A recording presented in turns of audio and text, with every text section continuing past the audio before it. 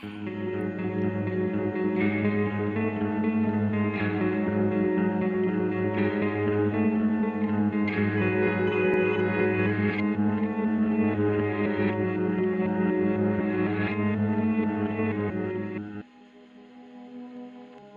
guys, welcome back to Spooky Tuesday, a weekly podcast where we're breaking down all of our favorite slashers, thrillers, monster movies, and black comedies on the new scariest day of the week. I'm Sydney Thompson. I'm Monica Height. And I'm Chelsea Duff. And this week, I know it's crazy. You have no direction. You have no idea what's going on because we don't have a theme this Or we month. maybe do, but we don't know for sure yet. Even we don't know. Here in the Spooky Tuesday workshop, we're hard at work trying to find a retroactive theme because we feel unmoored. Certainly, I feel unmoored. I have no idea what's going on because I don't have a cunty little name to say. I mean, I do. I don't know what to expect. Movie. Exactly. I don't know. I just like theme is life. Theme is life. Theme is life. We could be unmoored. It's okay. It's all right. It's going to be fine. We're going to be fine because the movie at least is tons of fun. The movie is tons of fun, and it gave me a panic attack last night, and that is Final Destination Bloodlines. Which is a continuation of That's our true, theme. actually. We're not unmoored. We're moored. Place, bitch. We got it. Oh, thank God. Oh, yeah. I forgot. It's Final Destination Summer. Redux. Yay. 1 week only. The reprisal. Redux. You guys love musical terms, right? Yeah. So... Redux sounds metal, and I'm just still used it's to... both. I know You're what you did giving last Eric. summer. I'm giving Iris. Wow. And it's important that they're both represented in this film. It's so true. Yeah, so true. So glad you said that right up front. Anyway, I'm going to tell you the IMDb long line right now before I forget.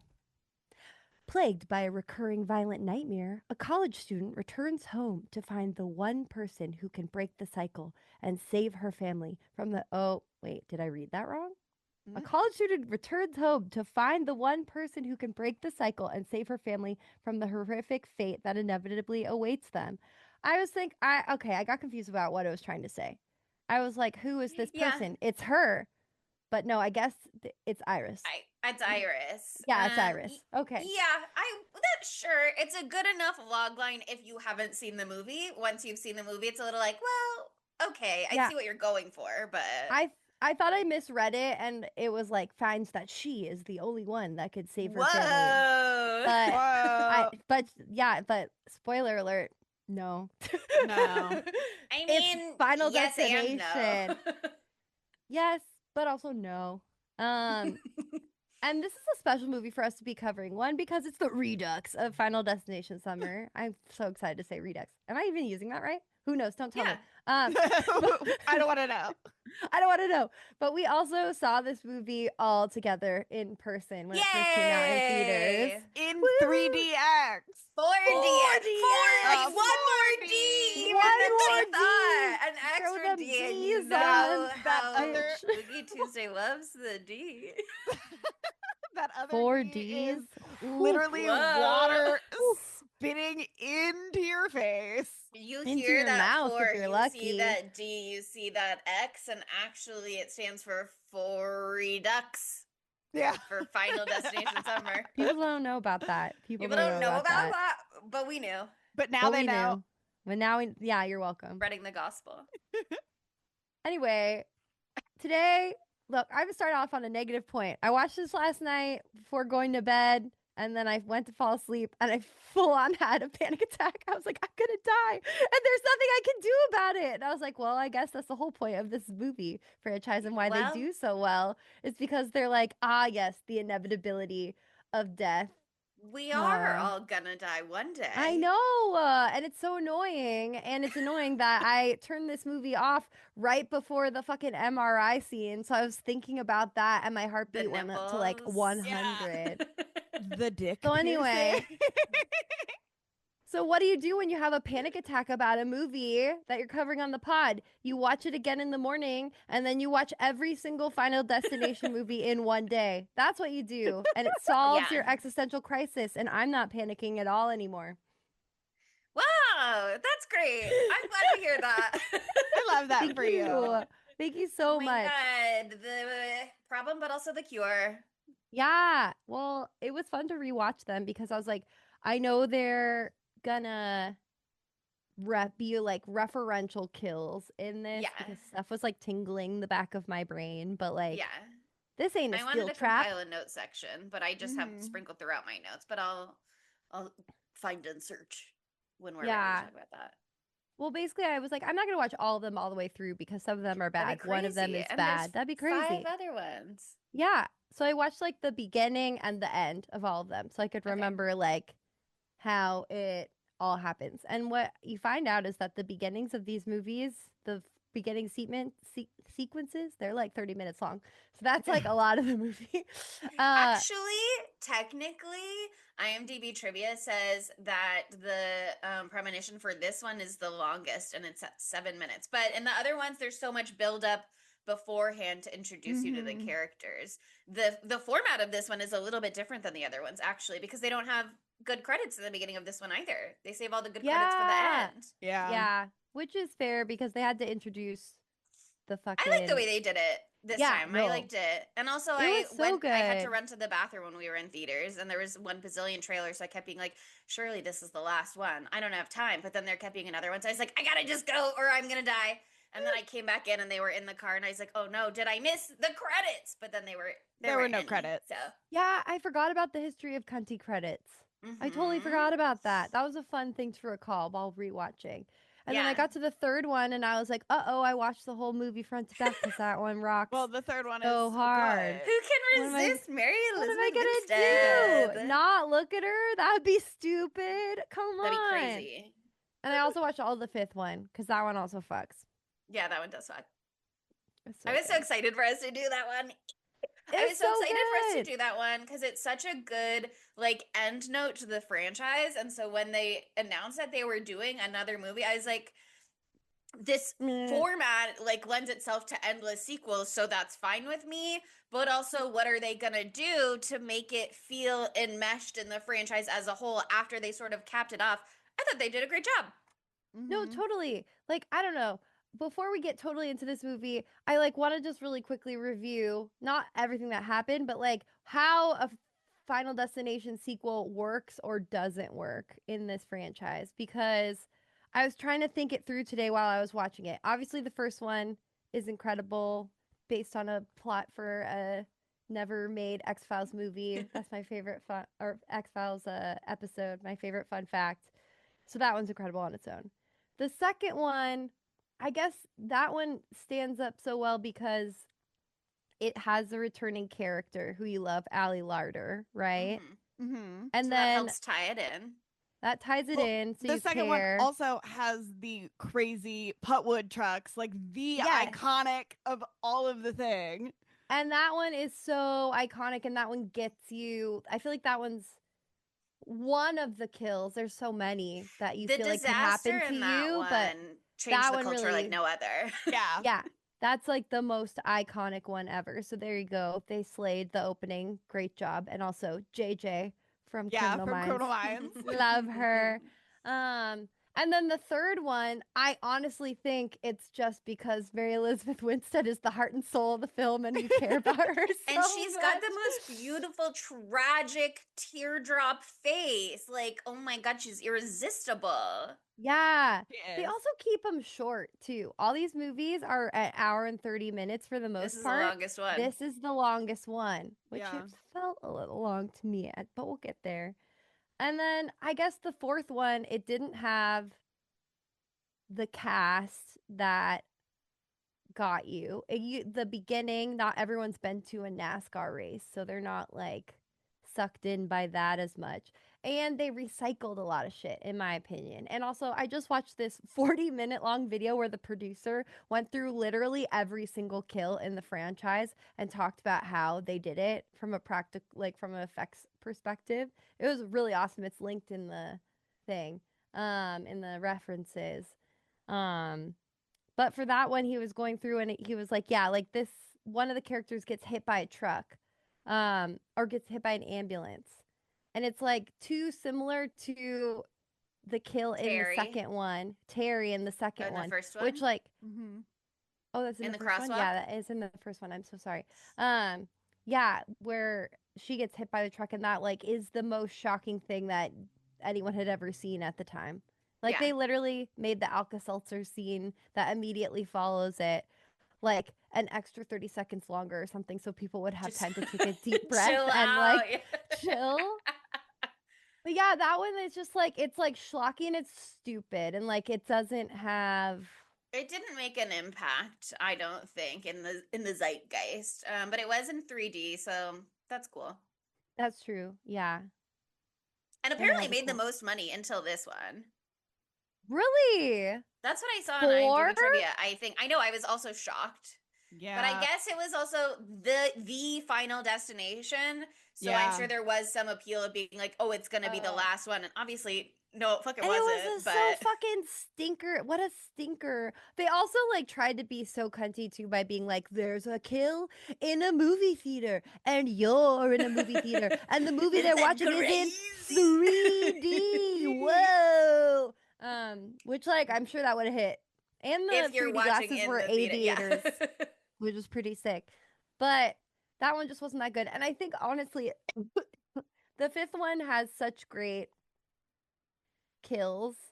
I And think it that also introduces the concept of killing somebody, which is yes, fun. that's what it is. I Well- think it has to add another layer of something. Like the third one also added the camera thing too. Fourth one didn't add anything, and then you're The right. fourth about one the had a fifth one. second premonition. Premonition is how it's pronounced. Oh, what were you gonna say, Sid? Sorry. I was gonna say the ending of 5 is also just so iconic. Well, that's like the literal I eat it greatest up. twist. Yeah, of not the all most time. incredible thing that I've ever But seen maybe- at the end of a movie, except for Remember Me. Scream, scream, both of them. It's got similar vibes to When Remember are Me we as doing well. Remember Me? It's a horror It movie. pulls out, and you're like, what? Coming Equally this shocking. September 11th. What? Not my birthday episode. Yes. Oh my god.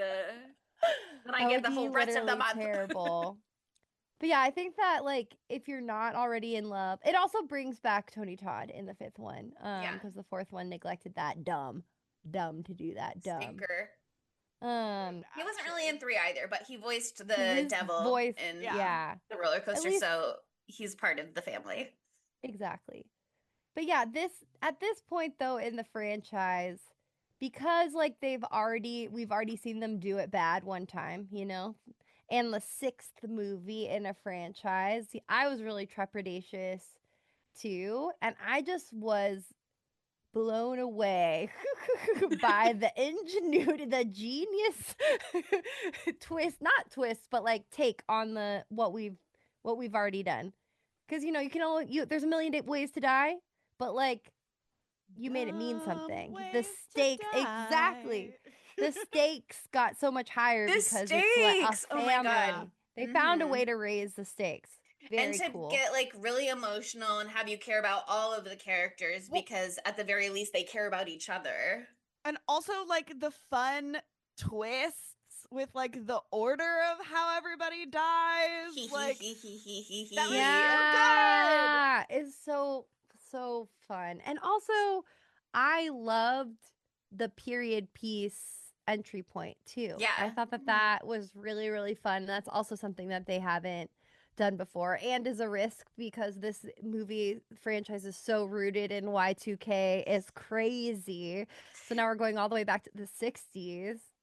And also, I think it was like a very interesting premise before you've seen the movie when you're only getting the marketing and they're teasing that because every movie so far has been so premonition immediate, trying to avoid that premonition. And so to go in a different direction, it's like, okay, but how are they going to do that? Like, how are they possibly going to pull that off? And I think it was very clever the way that they went about it and were able to justify it. I think it made a lot of sense. And I liked the way that we finally, especially because it's his last movie, not just his last entry into the franchise, but his last movie ever. Or one of them at least. Maybe Werewolf Games was technically the last one. But the way they finally built out on the Tony Todd lore after 6 movies of glimpses and being like, what is his deal? He's not death, but is he maybe death? Like, what is going on exactly? To get some answers for that is like so deliciously satisfying, I think. Yeah, and it wasn't fucking ham-fisted, really. Like it wasn't the best thing in the entire world, but I couldn't have thought of a single thing better. So it made perfect sense. yeah, it made sense. It totally made sense. Ugh. And as soon as I saw that little boy in the beginning, I was like, "That's Tony Todd!" And then we gotta were be there with one of him. our other friends, and he's like, "There's only one black person in a movie," and I was like, "Okay, but I do think it's him." And then I was right. do. So. And I was right this And time. there was only one black person in the movie, but it was Tony Todd. So there was 2. His mother was in the flashback. The other Sure. singer The whole who band. sang Shout. yes. Yeah. But in terms of Let's- characters, Yeah, I know. who that matter? continue on in the rest of the film. Yeah. Yeah. It was more diverse though than some of them because Mhm. you know we have a mixed ethnicity family, and so that's Mhm. exciting. I thought And Charlie was a little cutie patootie. Oh my god, Mhm. Charlie's so cute. Charlie's so cute. I don't think that any of them look like they're related to each other in any regard. I think on that that Charlie and side. Stephanie look like siblings. I could see that for them, but I don't see the Punnett square of the parents equaling them. But that's okay. That's fine. Yeah. I think that the dad is gay, but we'll get into that later. But sometimes dads are gay, and that's okay. Sometimes dads are gay, and I love that about dads. And that's fine. But I just think that this opening is so fucking good. I mean, the amount of CGI in this movie, I feel like is almost somehow greater than all of the ones previously, which is not true. I just watched all of them, but the CGI is kind of obvious in some places, but like whatever, what are you gonna do? Like it's how a they're fucking in Roku City in the beginning, basically. it's a splatter horror movie. What do I want? Fucking Oscar shit? No, I'm not getting that. Release yourself, Monica, and then you have a great time. It's fine. I don't need them to really build a space needle. It's okay. Well, let me tell you that they fucking kind of did. They didn't build like a structure like that, but they built crazy sets for this movie. I watched behind the scenes of the opening and some of the other kills too. That's also linked in the references. And the set work that they did for this was fucking crazy. Like so much of this of what they did for this opener is practical. It's obviously using like blue screens and green screens, and they actually did like the glass panels were LED screens, so they were like had I don't know Roku City or whatever playing on there, so they could like cue flames to like shoot up on the LED screen, so like added to the ambiance and made it easier for them. They didn't have to edit everything in there afterwards, but they built out that whole thing. Just the top. They did not build a long tube up to the top. Don't worry. That's That'd be weird. fucking That's so crazy. weird. That part was so so obviously CG, so you shouldn't be surprised about that. But I have actually had Final Destination thoughts in a place similar to this before. There is this Yeah. hotel. I can imagine. Well, I mean, it's not exactly the same, but there's this hotel in downtown LA with a revolving restaurant. And I'm Mhm. looking it up right now, and I'm so sorry that I didn't have it off the top of my head. It's the Bonaventure. It's the Westin Bonaventure. One, it's an incredible, iconic hotel. I think it's in Inception. It's in True Lies. The lobby's in True Lies. So it's just like gorgeous outside of that. But then at the very top, it has a like panoramic view of downtown LA restaurant that actually rotates. So it is not on a fucking like spindle. Like they're not even no. This is on like a stick. This is a hotel. This is a restaurant on a stick, and it's terrifying. It really reminds me of the restaurant we're not allowed to go to at LAX. That always makes me mad. Why In aren't the we middle- allowed to go there? Because it's closed down, and so you just have to look at it. It's literally the centerpiece of LAX, and you Yeah. just look at it, and no one can go in there. fuck that. It makes me so mad. But anyway, the Bonaventure, the restaurant up there, it slowly rotates, right? But there's like pillars, and the pillars like come at you while you're sitting because it's going around. And I was like, what if my Your hair gets head? caught in the pillar.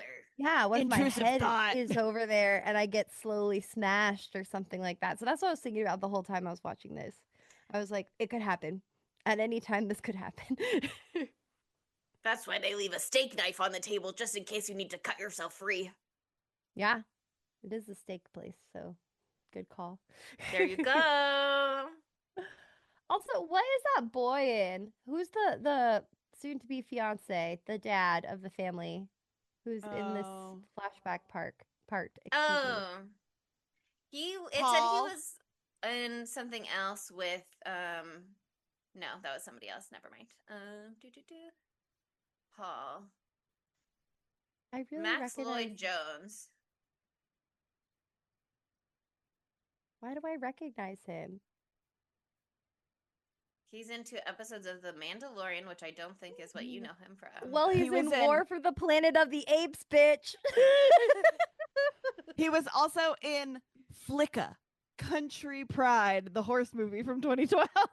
That's He's in it. 1 episode of Once Upon a Time. That could be it. He's in Teen Wolf, which I didn't watch. Oh, he's in 1 episode of the Scream TV series. Oh, he's in Supernatural, and that's why. He's in 8 episodes of Switched at Birth. Oh, Switched at Birth Time Rise. I think he also looks like the guy from Boy Meets World a little bit. So there's that. I think Yeah, that's he's what in was The happening to me. Sandlot too. What an IMDb he's got. What a track record. He's so cute. Ugh. I don't know. There's so many. This is like one of the most intense and detailed, like, what's it called? Rube Goldberg. Rube Goldberg. I was like, Uh-huh. I just make sounds whenever I say that. I've actually never thought about what that actually is. He was a it's like- person. Yeah, no, I figured that was a man's name.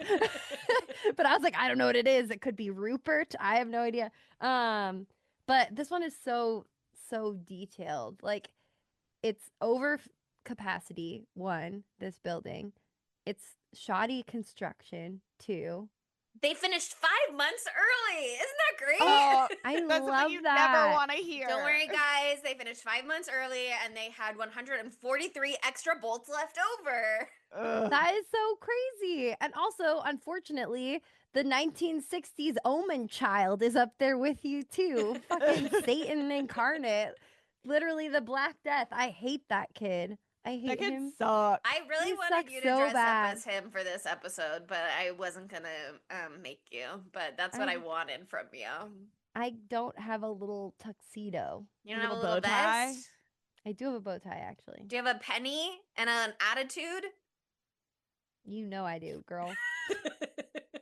I got a penny and a bad attitude. Let's Thank see. God.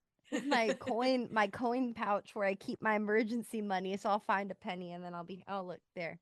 Oh, I've got a penny. Done. It's this way, actually.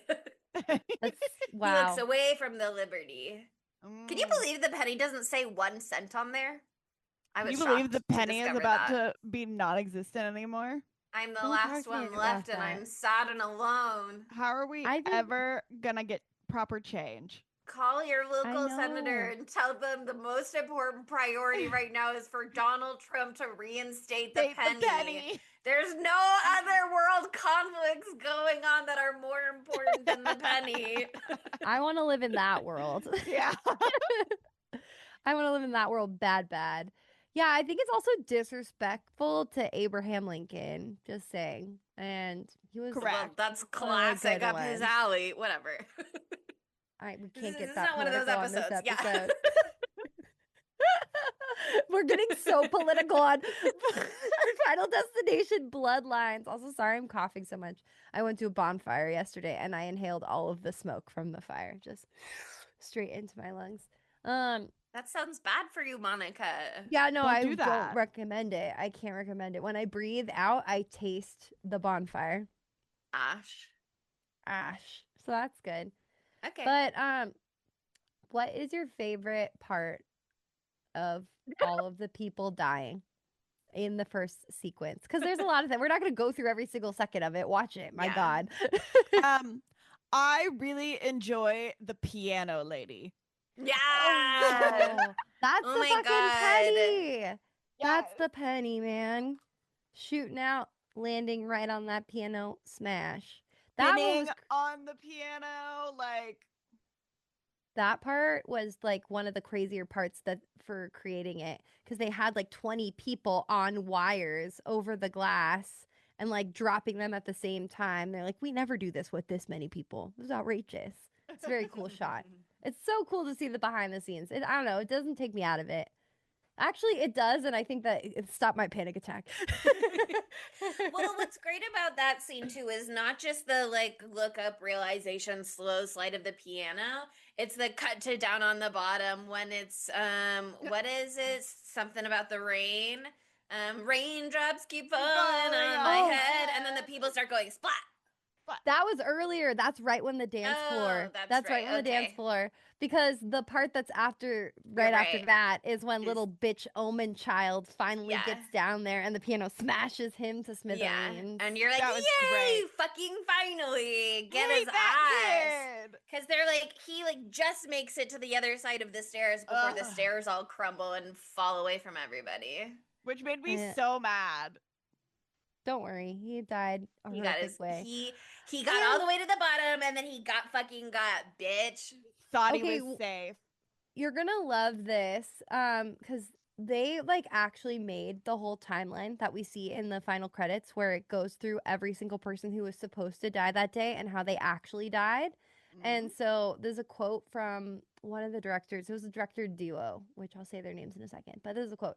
It said, one small fun detail, though, is that in there we decided that a lot of the people die later on in similar ways to how they died at the sky view. So there's like lots of newspaper articles that homage to how they died and how they were later killed in either the 60s, 70s, 80s, or 90s. And they're all kind of related to related to rollerblading accidents in the 90s and all kinds of specific things like that. So I don't know. Nobody died from rollerblades in the sky view, but one of the people died by rollerblades. So just so you know. Well, But I in did that, see on IMDb trivia, it pointed out with Iris's death that it's like a very yeah, similar thing. it So went that makes like sense. That through her tracks. eye. And she also gets like stabbed through the head with a metal Impaled. object Yeah. impaled. Also, And her getting caught on her engagement ring. Because And it was then too the- tight. And so but it then, like, you see it. Fully When it degloving degloves her her finger. finger. They got to do Both something time- like that. They always do that. both time watching it, I was like, Horrible. No, I'm just no. I also like the guy who gets squished in the elevator. And I didn't catch it, but somebody on IMDb trivia was like, he's the guy that is like at the check-in desk, and when they come in and they're over capacity, he says something like, "Oh, I'm torn in half for you guys." And You're then he tearing gets, me up. Yeah. yeah, You're tearing me apart. That's what he says. That's so gets funny. squashed. Oh They my God, we made can't- like Oh, go ahead. Finish your they made a like life cast of his body to do that. And so like in that video I was talking about, there's like a video of him like next to it and he's like, it really fucking freaked me out. He didn't say it like that. He said it like an old British guy. But he was like, it even had like the texture of my skin. But Hollywood magic, baby. the reason, sorry, before really quickly, the reason I brought up the thing about how the deaths are similar is that I want to talk about the little kid.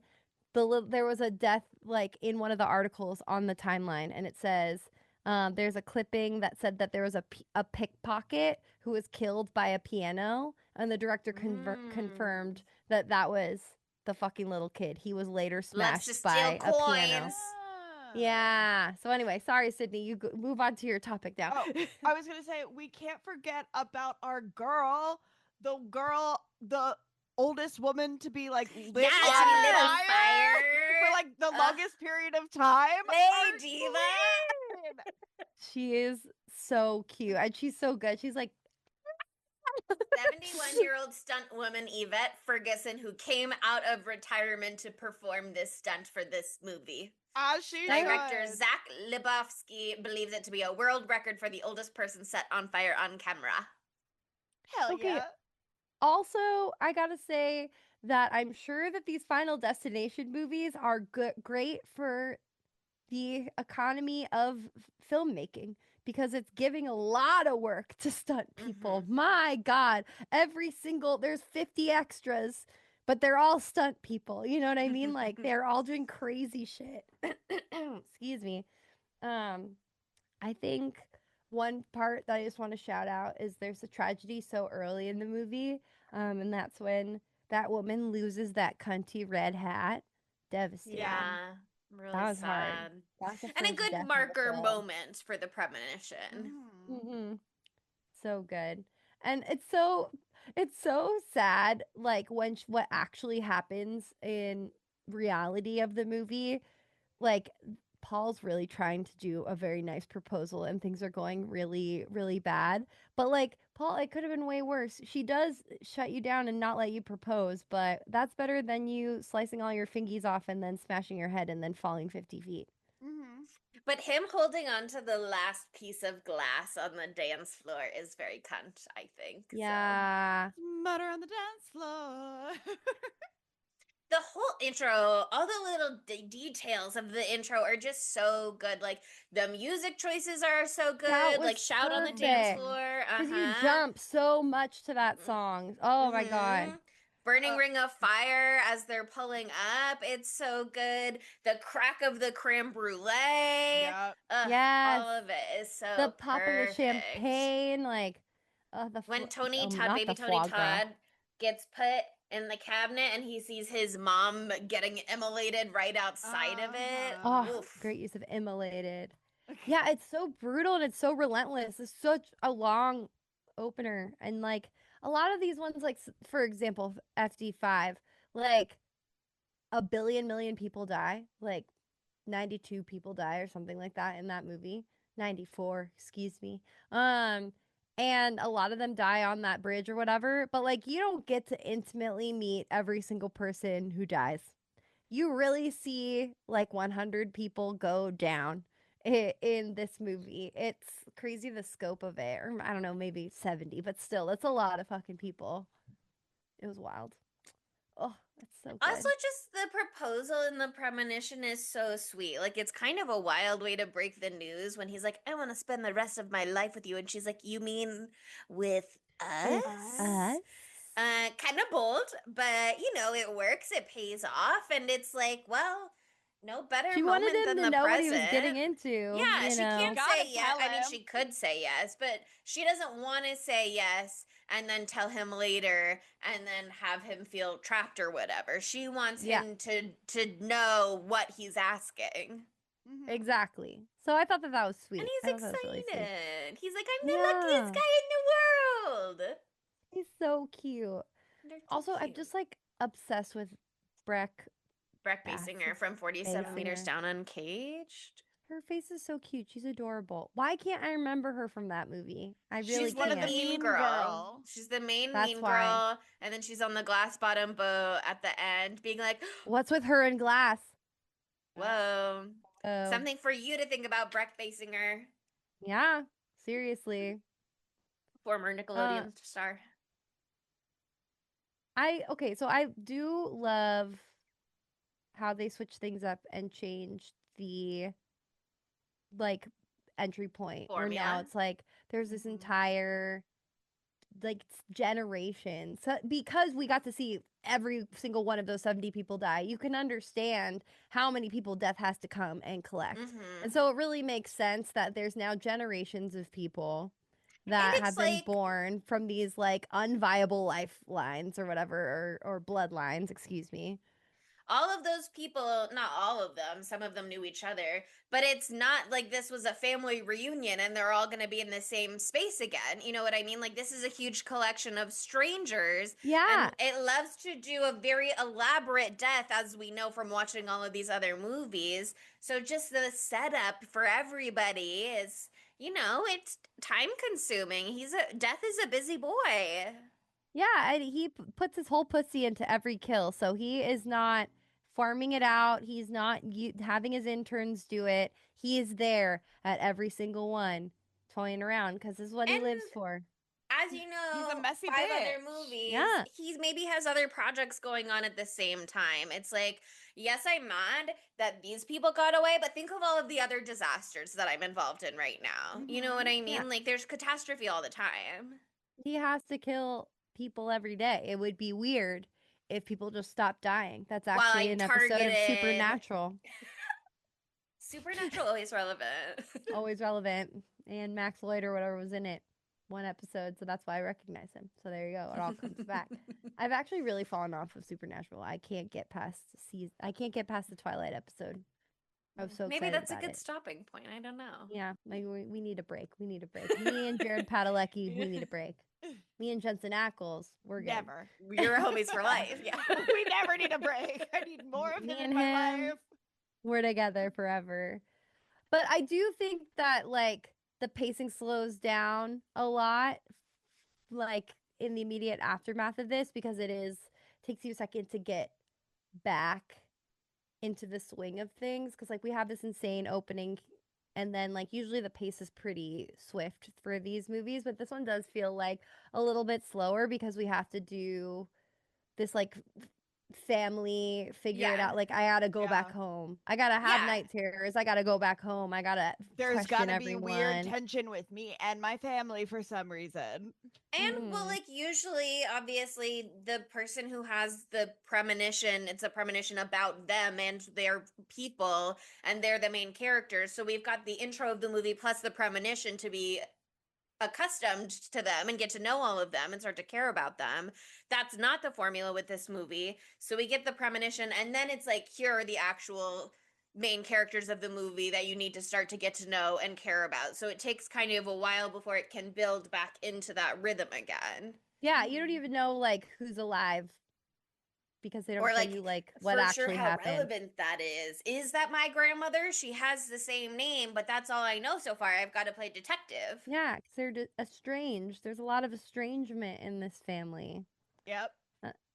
One thing that really bothered me about this movie, though, unfortunately, was to fast forward to meeting Iris. Iris's like bunker house. I was like, It's a death trap. It's it's a ridiculous. death trap. It's fucking so ridiculous. I was like, she should have taken the Ali Larder route, which is like being in Padded like cell. a sterile environment. Like, why does she have so many fucking potted plants with fucking like burlap twine or whatever hiding For them? the Also, oxygenation of the bunker. oxygen equals fire. I don't know. There's all these fucking like rusty metal pointy things. Like, Yeah, but Yeah, those are what? outside the house, and she stays inside the house. How'd Why she is get there just like groceries? a weird How pool does- of water right near Yeah. the thing? Yeah. Like, that makes I no feel like sense. it's a booby trap, but Electrical like wire. for death. Death? Like, I'd I love an did. behind the scenes explanation of the design of that house. If the I- creators could explain that, that would be great. I think Tony Todd obviously helped. What's his name? William John John Bloodworth. Bloodworth. He was like, you know what? What if we make it spooky, scary skeletons What instead if of there's, necessarily- like, let's have a little fun with Pokey it. things on the outside, so if death tries to come at you, it gets stabbed on the pokey things, and then it goes, "I'll come back later for you. It literally doesn't make. Gotta go any tend to my sense. wounds right now." I think for me, the only parts that I didn't like about that movie were what happened at the like bunker house because I just thought the bunker house was stupid. And I thought the way it was set up was dumb and it made me mad. And so like Yeah, but the I final love her. segment, I love her so much. When she's I like, haven't got to her. I'm knocks talking about the the window house. away, and she's like, "Ha! You thought you could distract me? No, I'm on top of it at all times."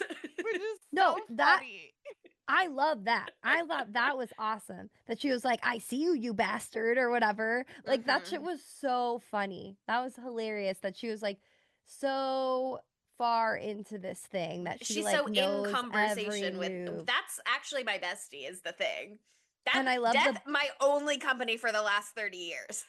Yeah, we play around. We have a little hoot I call nanny my over friend here. JB, and I hang out with Death 24/7.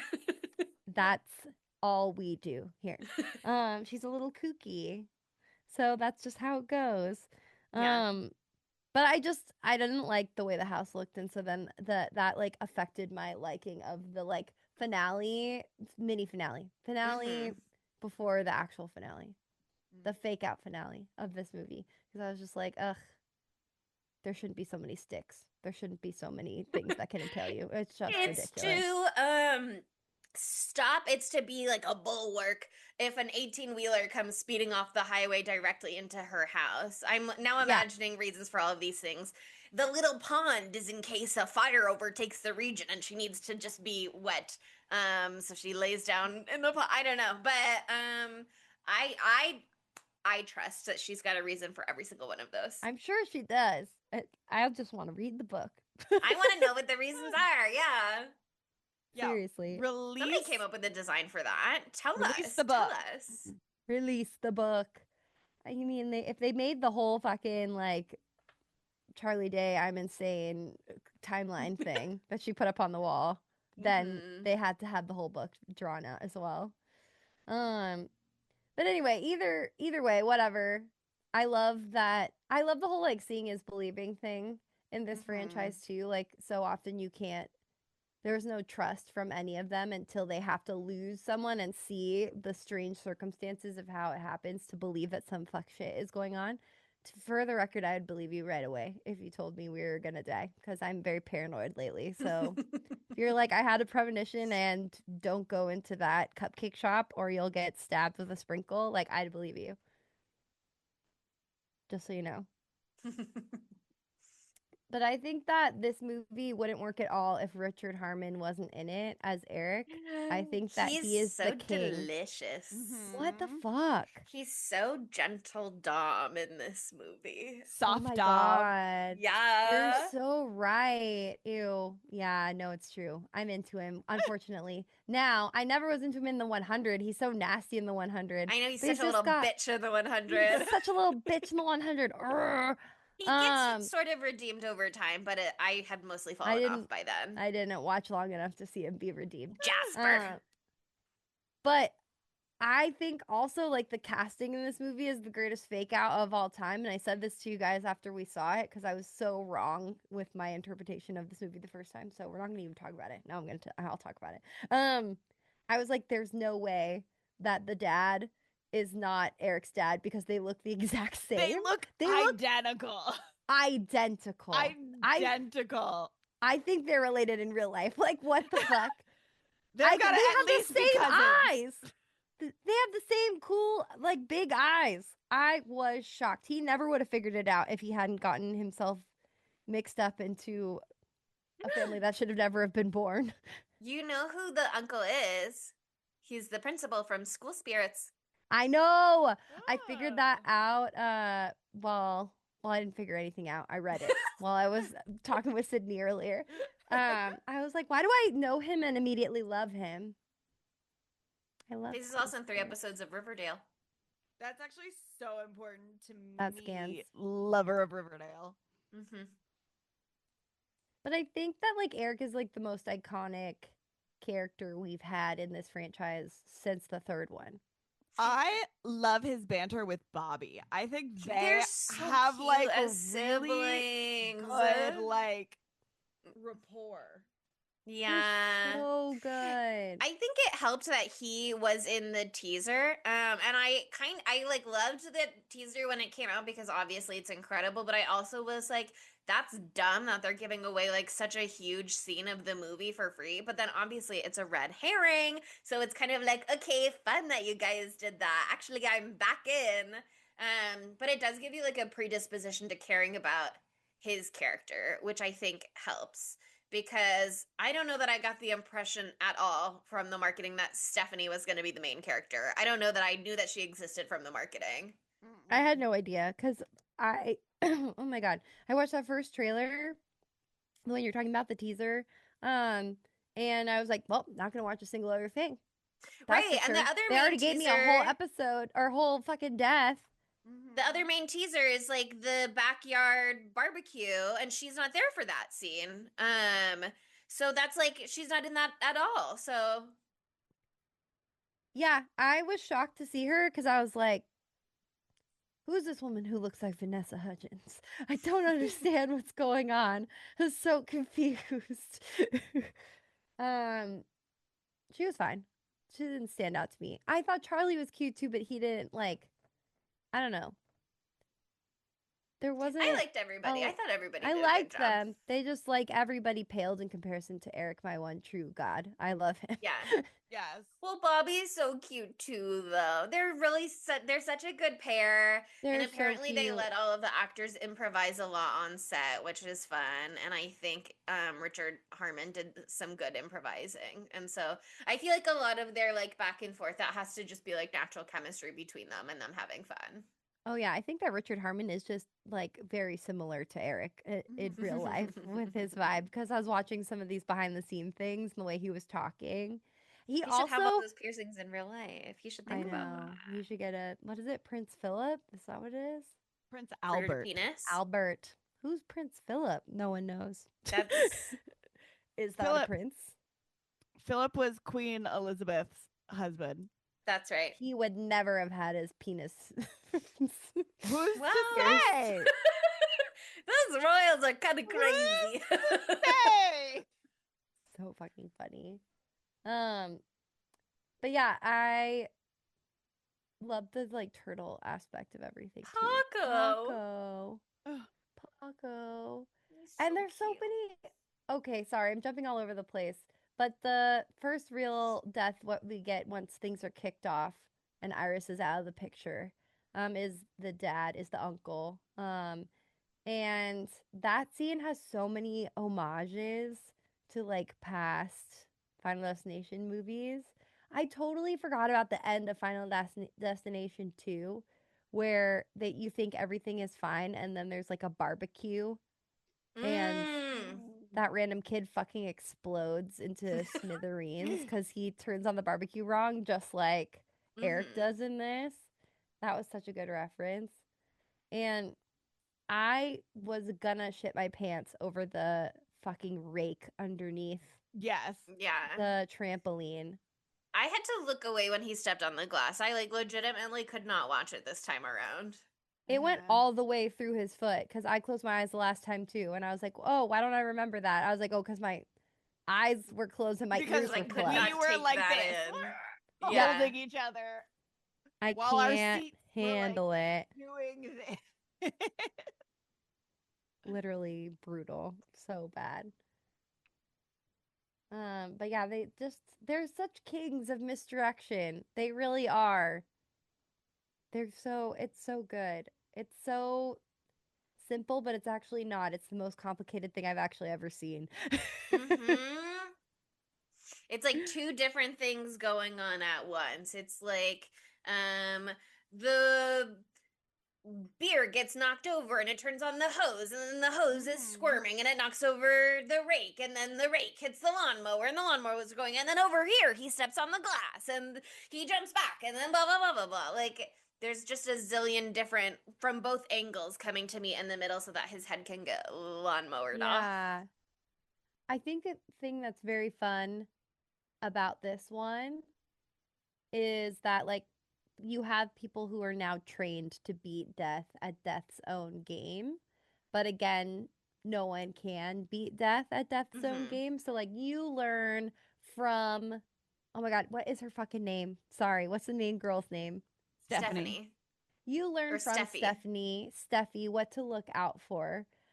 And but then you're also the viewer, and so they do such a fun thing in all the Final Destination movies where you as the viewer get to see things that they don't get to see necessarily. In When this they like movie, zoom in on the glass and the ice.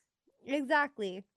And so like Steffi's seeing these things a little bit more than there's more awareness maybe in this movie than some of the other ones. Can't say that for sure, but I think so. But another thing that's cool in this movie is that they give you, the viewer, clues of how these folks are going to die throughout the movie, but it's not in the obvious way that some other of them are. Like you see the Puckwood truck earlier and then that comes back around and kills them at the end.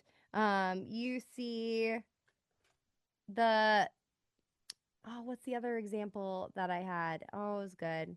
When Steffi is Oh. at home avoiding the barbecue, it's like the barbecue flares, and then at her house, the picture randomly falls over, and that Oh.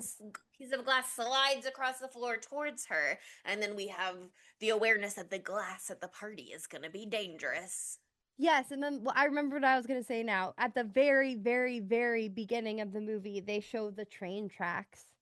Yeah. And Which it I seems missed that in the totally theaters the first pointless, time. Car coming but up. that is what comes back in the very, very end of the movie. So they do some really fun, like, internal Easter eggs in this one that are even more subtle.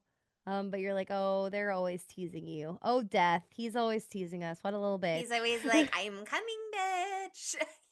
I've been planning this for 50 years. Mm-hmm. He's a funny guy. He's a silly little guy. He's like, I gotta follow the rules, so like it's not your turn yet, but I'll be back, girl. Goofy little guy. I also just want to give a shout out to Eric's sad mix. That was so funny. Sad clown picture. Everybody should So love clowns. He Fucking loves funny. his dad. He loves his dad. Still his dad, even though they're not blood related. I want to see the paternity test, by the way. Right? I don't believe it. I don't know, you guys. That other guy wanted to play catch with him all the time. That was Apparently, so that funny, was an though. improvised line. That shit was so funny. Show me your That was an kitties. I improvised need line. that. Apparently, that's Everything. also a reference to Final Destination 5, I think, when one of the guys says like, "Show me your titties," or maybe that's I don't know. That was a reference a little bit. But is that why he always wanted to play catch was an improvised line, and some of the other quote equally brilliant, sometimes weirder options that he tried were, "Is that why he came to all of my swim meets?" And "Is that why he always called me Buckaroo?" So they're just playing around over there. I love the Buckaroo one. That one's really good. Oh, man. I guess, do we want to go through all of them, or we just want to say what our favorite ones were? Well, I love the Eric tattoo parlor. First of all, I love seeing Eric at work. He's again very gentle but also assertive and confident.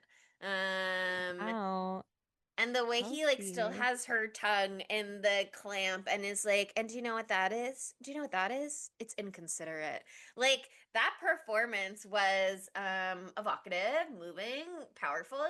Spoke to Uh, Chelsea on a deep personal level. it did. It made me want to get my tongue re-pierced for a third time. Maybe give That's it a try, so- girl. I felt so completely opposite of that watching that part. I was like, ooh, he was rough with that needle. No, thank you. But the way that it like leaves him in such the lurch, and you're so like, well, he's a goner for sure. And then it just like cuts to him drinking a juice box, walking down the street, being like, "Hey!" when they almost hit him with the car. I think it's such a fun reveal. That he got branded with that little heart thing Heart? over the dad I tattoo love he gave that! himself. And he's just like, "Look how sick it is." It looks So so fucking funny. good. Also, I will say when the chain hooked on his septum ring, I was squirming.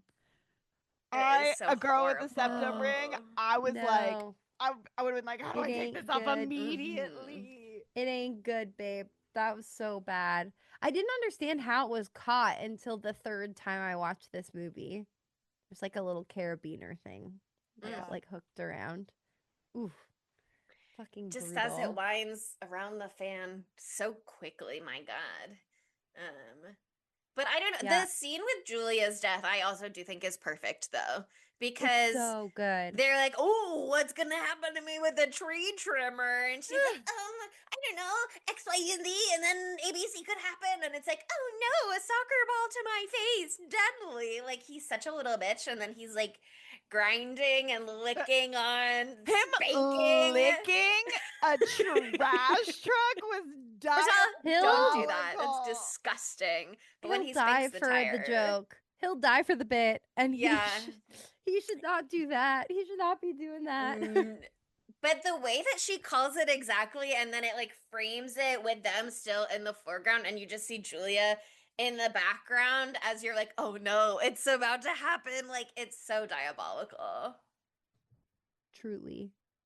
It's so diabolical. Watching She Julia get her head crushed and then her arm ripped off was horrifying, actually. But also, Poor Steffi. Julia was being such a bitch.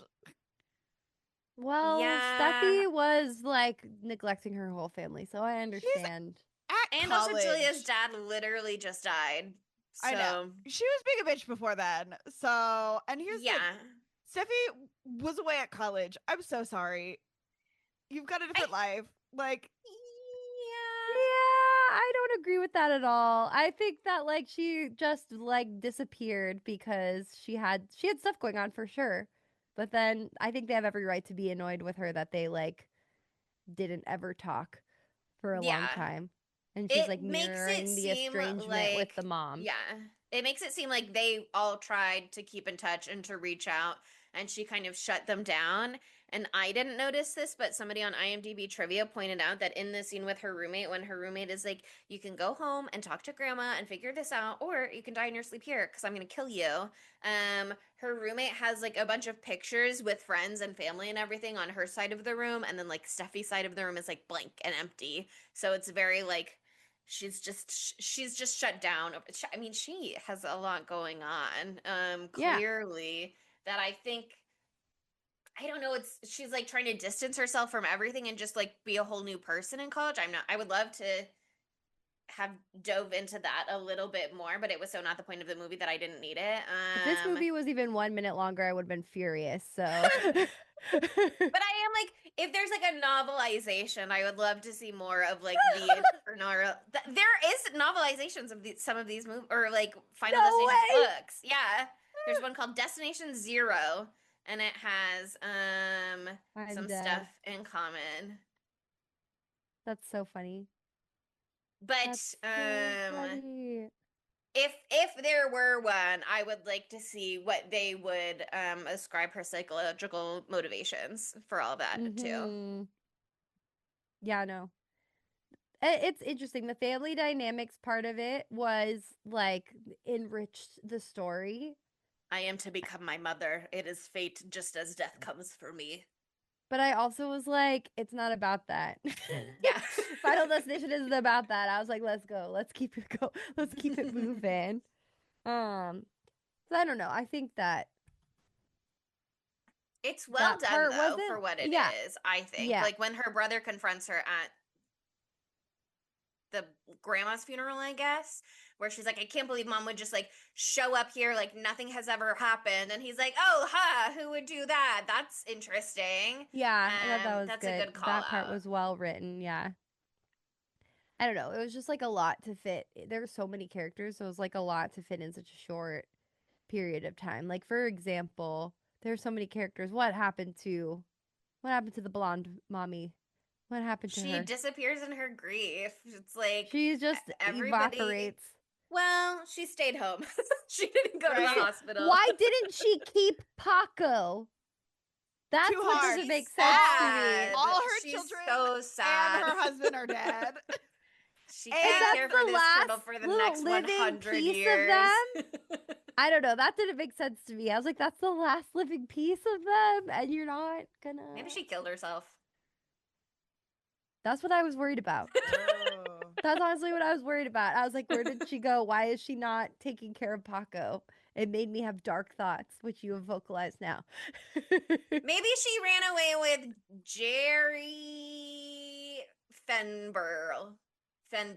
She ran away Her to OG baby daddy. Yeah, to dig her head into the sand and ignore her grief and fuck around with Jerry Fenberry for a little while. Well, Godspeed on her journey. She's been through a lot. Yeah. Yeah. Yeah. Everybody gone in like one day. Yeah. Yeah, it's like really back to back. Like there's no breaks in all the No. deaths. There's like one break and then it's like ba ba ba ba ba ba. It's the maybe rest of 3 it. days where it's like not counting grandma, but it's like Uncle Howard And then the next day is the tattoo parlor, so nobody dies that day technically. But then the next day, Julia dies. And then maybe one day after that. Okay, so maybe 4 There's a days, but it's funeral like, in the middle of that, so I think we've got yeah. a couple more days in there. And I they're don't know. not I think Jewish, you so they can can throw wait a those week. together instantly. I think those are so easily done, of course, as everybody Yeah, knows. of course, famously.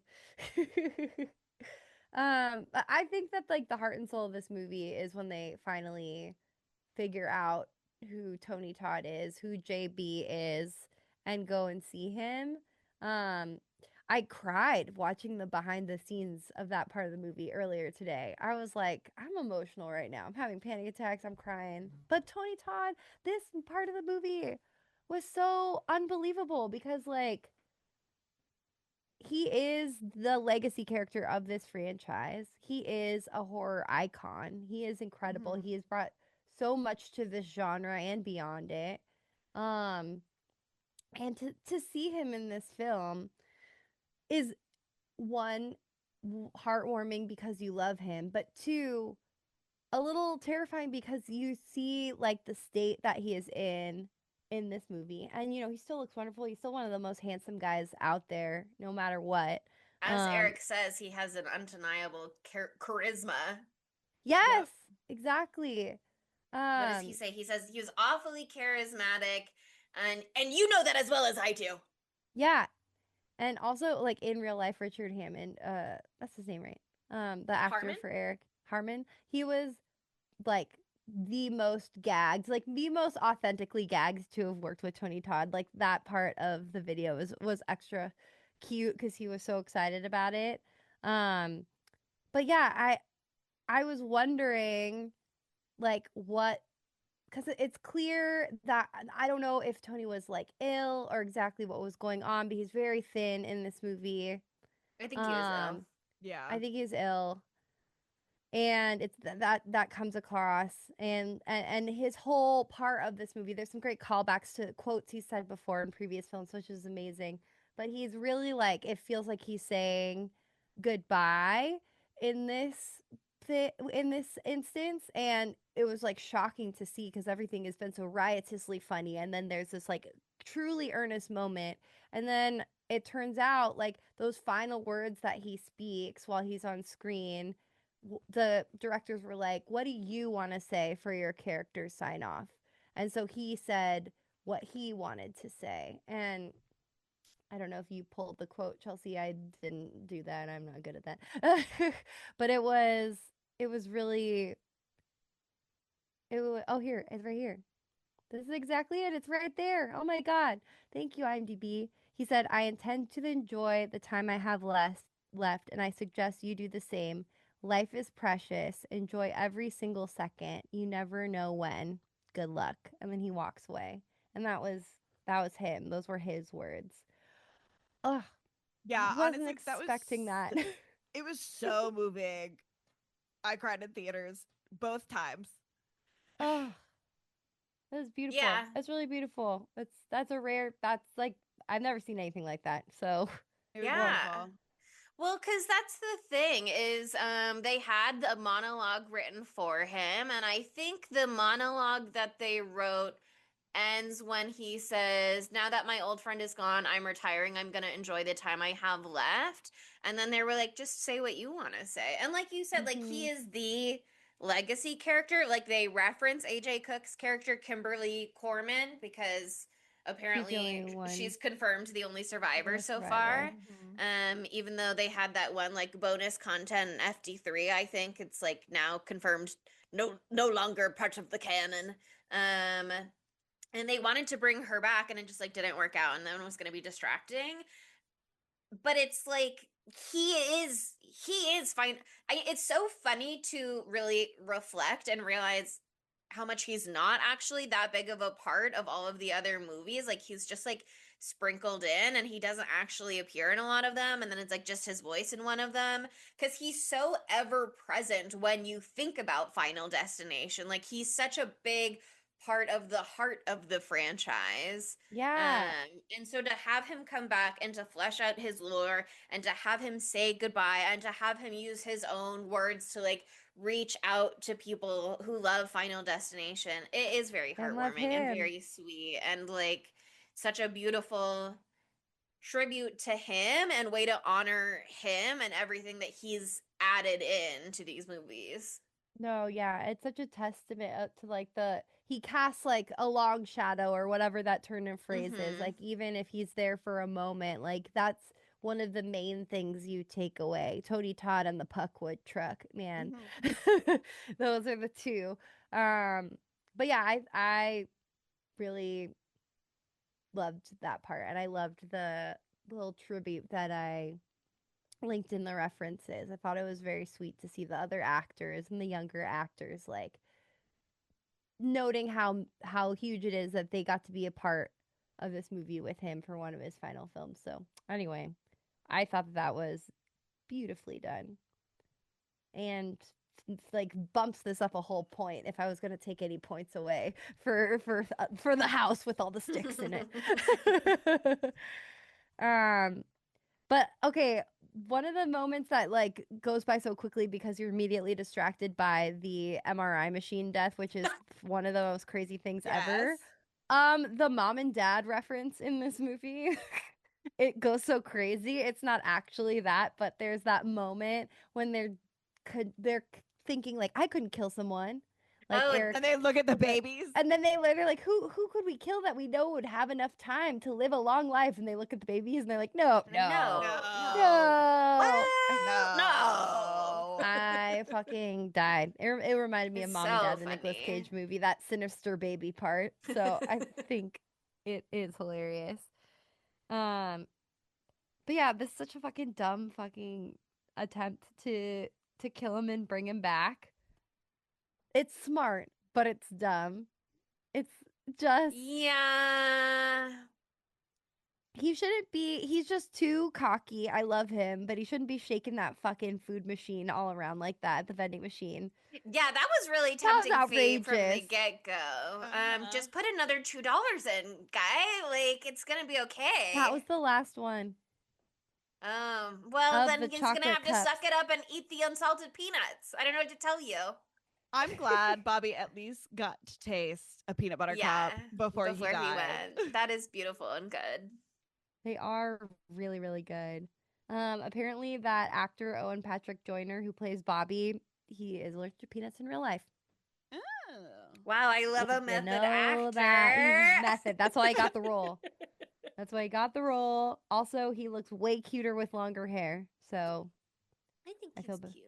he's cute in this too, but I saw him with his hair longer and I was like, oh my God, You're like, Bobby. oh my God, really cute. Whoa. I was like, that goes crazy. I love that the MRI death was practical effects. Yeah. One of us, I Like- mean, we've all been sending a zillion Final Destination like TikToks and behind the scenes clips and stuff since the movie came out because they've been sharing a lot and it's all interesting.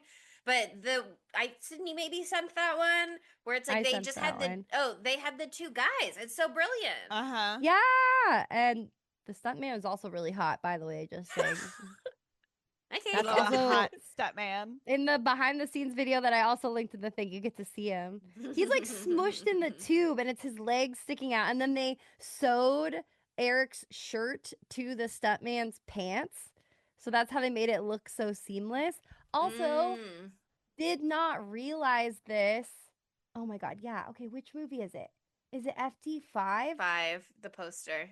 Yes, his tummy does the poster for FD5 because the pieces, he's got the big skull on his tum tum, and the pieces of the fucking wheelchair break through the mouth just like the metal breaking. I loved that. So good. I loved that. I didn't recognize that until this last watch, and I was like, also so gross because you could see his stomach like rumbling, bumbling as everything was rupturing. Well done. When his titties start getting pulled into the MRI, obviously incredible, fantastic. But when his dick started to, that's when I screamed in the theater.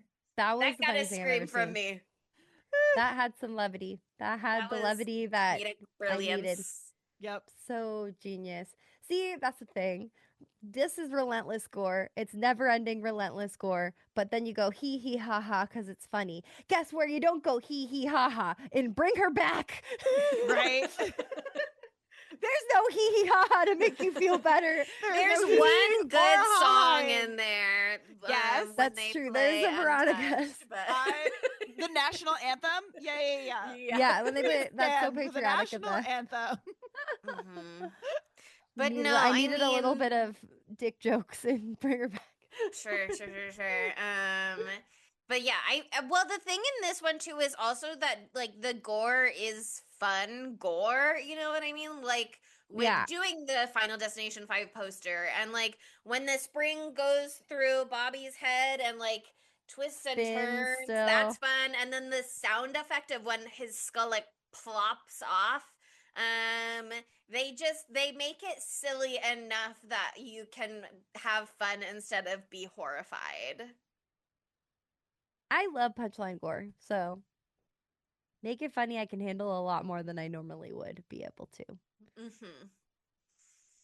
But then they get to the touching moments after that too, because that's when Darlene is like, okay, guys, I know I've been a bad mom this whole time. And we had like one brief moment of reconciliation in the car earlier when my daughter saw that I keep pictures of my family close to me. And I revealed that, like, I don't know, I'm not trying to be a bad mom. I'm trying to be the best mom that I can be. And that means still a bad mom, but maybe less bad than the worst possible. Like, maybe all of the options are bad and I just have to choose which one I think is gonna be the least destructive. Like, I Yeah. don't know. She's trying. But when she's like, I will lock myself away in the ivory tower of Bunker House forever. Like, I'll do that for decades if that's what it takes. Like, it is sweet and touching. But that's when they Yeah. lose the Yeah. penny. The unlucky Oh, penny. yeah. Unlucky And penny. that lady who Eric talks Granny. to picks it up. Nana. I love that through line. Also, great reference to Final Destination 4 because what's his fucking name? The guy with the frosted tips who gets his butt sucked out. Ugh. He had the lucky coin, and the lucky coin is what led him to his death because it fell into the pool and went down the drain, and he went to go get it, and then he got his butt sucked out. I hate Have you thinking tried about saying that butt death. sucked out? Because it's really fun to say. It's It sounds crazy that you fun. get to Butt say it. But yeah, then we have to go back to the fucking bunker that I hate. Ugh, Yeah. the bunker. I think they're being irresponsible here. They're like driving the car really fast through the gate, and then she like goes almost Yeah, like, immediately oh, into let's the just lake. slay 'em. Right. Oh my god. As is where I feel like things like everything was so like artfully done up until this point, and then I was just like, okay, that part is I don't like quite as much because I just feel like why there's so many pointy things. There's so many things that Yeah. can explode. It was like you had me, and then it's like You lost me a little bit. I think I still like it in the sense that there's like some good homages in there to other points in the franchise. Like they're kind of trying to recreate the Kimberly Corman moment where she drowns in the lake and then is resuscitated. So like having Yeah. her get stuck in the RV in the puddle is a good callback to that and like visual reference to that. Was And was I the think difference there that Kimberly was like heart resuscitated with paddle. yeah, she got the fully flatlined and was like confirmed dead in the hospital before they like shocked her heart to restart Okay, it. cool. Okay. We don't know any information about what her heart was or wasn't doing. We just know that she was unconscious and that is not necessarily dead. And I believe that Steffi's doctor heart was at the doing. end. Yeah. The ramming the gate again, stupid, so stupid, but I will allow it a little leeway because Steffi is the one who can like see and put the puzzle pieces together. So if she says this is what we have to do to escape imminent death right now in this moment and there are no warning signs for this, I'm willing to be like, okay, She's she also sees driving something the that car. I don't see. Yeah. And you know, if her mom is in the back, maybe she thinks like, well, I'm not gonna die ramming the gate before my mom dies because it has to go in order. So this has to be okay. But yeah, it is just kind of a mess. But the emotions of it are enough that I'm Yeah. like, I'm in. The emotions are nice. I do love like the Super Saiyan mom moment that the mom gets where she gets that I can lift a car off my child thing and lifts all the wood It off of comes half Charlie. burned and is like, Yeah, she hulks it. I love that. And then it is so And sad then where she's like, she I'll stay immediately alive dies. as long as I Funny, Charlie. It's That- funny. That It's one, great comedic timing. I think that like this is where the movie is 20 minutes too long, and it shows like right here for me is where I like peter out. I think I need a Final Destination movie to be closer to 130 than 2, and this one Yeah. was getting pretty close to 2. It's a lot. I think these are fun to be snappy and short. They should be like that. We don't need it to be the substance. Don't worry. It wasn't Sure. 2 hours and 20 minutes long. But I get it. I think also the other reason why it leaves you wanting more is because there is more. Because the movie doesn't end. There's this No, true, shocking Queen. thing where they're like, "Whoa, that didn't feel very satisfying." Well, that's because There's more, everyone's don't gonna die. worry. Hold on, 2 months, and there you go. Yeah, I mean, he looked so cute in his little suit, and thank God he was wearing Converse with his suit so he could run like crazy. What did you think about the okay, I liked all of the self-referential shit. I love it. The Mhm. only one that I was like, okay, was that his date was wearing the same dress. Yeah.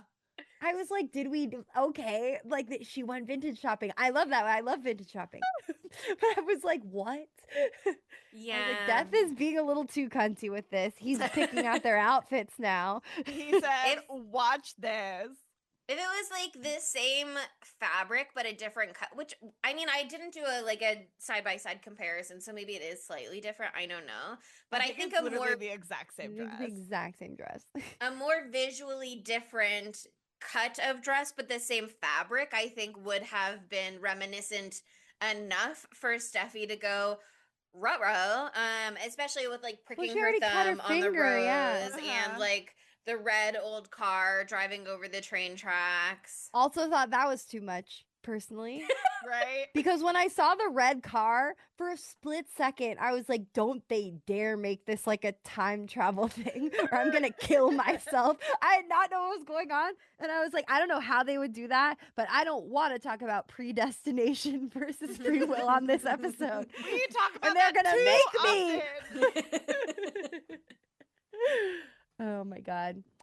It was I like when it all comes together, but I was like, they didn't have to make that also be one of the things. Sure. But it was fine. It was still fun. It was still fun. But playing Shout over the car radio, that is also fun. That was fun. fun. I want to hear love Shout. I love that Mhm. song. Always so down I'm always to hear down. Shout. I'm always yeah. We're on the same page here at Spooky Tuesday. Big shout heads over here. You know you made me wanna shout. And I think this infuriated Adam, but I thought it was fun still. But like when train crashes, whatever, horrible crash, how fun. We haven't had a train crash. We've had train related things, but we haven't had like a giant train disaster. Adam at the end was like, I can't, and then I can't believe the fucking logs came in at the end. That was stupid. And I was like, no, it was cunty. The word was cunty. The word you're looking for was cunty. It was incredible. It's giving diva-licious, okay? It's actually diva-licious. Giving Diva down, actually, Adam. Diva squashed down. It is like really hitting the squashed nail on the flat. head, but it was actually hitting them on the head with a big log. So it wasn't exactly hitting the nail on the head. But it was a little right there, but I loved it.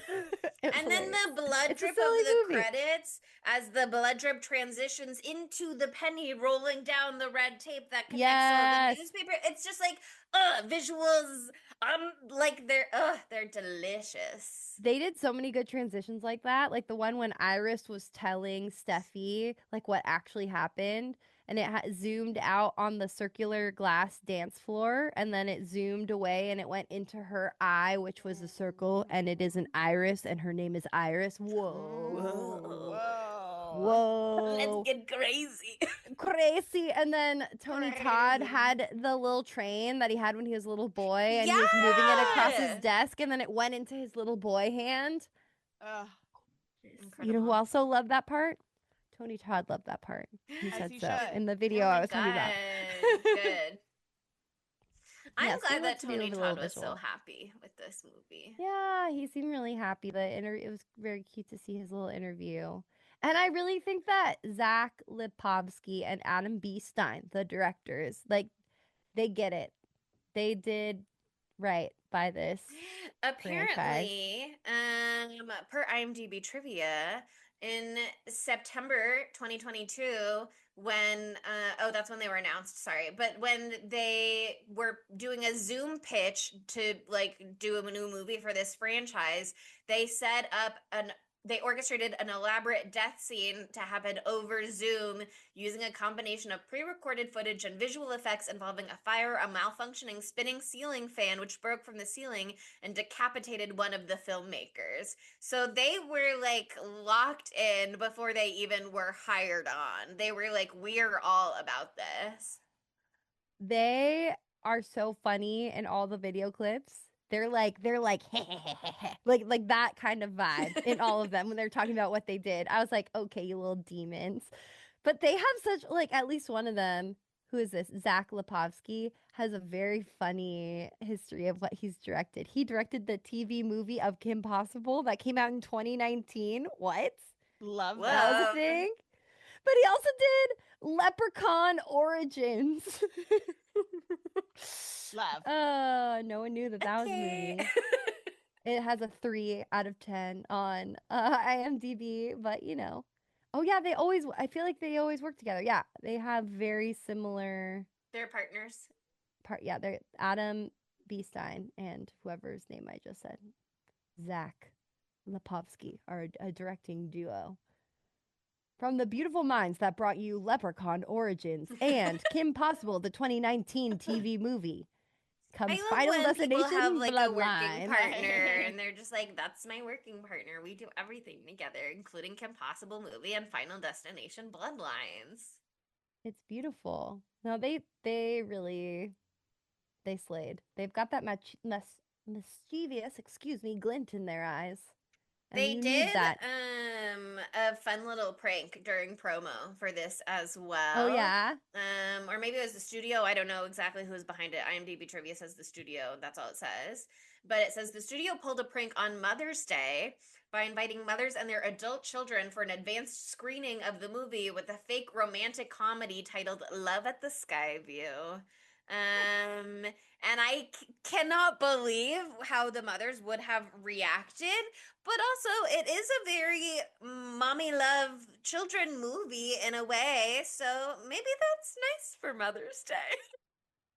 I don't think so, Chelsea. I think a nice mommy could watch this and could go into cardiac arrest.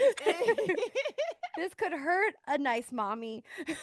A nice unsuspecting mommy could be injured by this movie.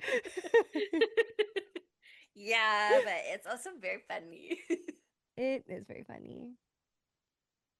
I'm trying to look up pictures of Breck Bassinger in 47 Basinger. Fuck. I said it every wrong way. I can't remember her. I only remember Sophia Nélisse and Sistine Stallone. She pushes Sophie Nélisse into the pool in the very beginning of the movie. You know how it like transitions from like the ocean to the underwater scene, and then you come up and she's like, oh, I see she's it. like I see doing it. I that literally little got to the cackle. screenshots of that right now. Yeah. Anyway. And then at the end on the glass bottom boat, she's just like doing that face the whole time. She's speechless. Wow.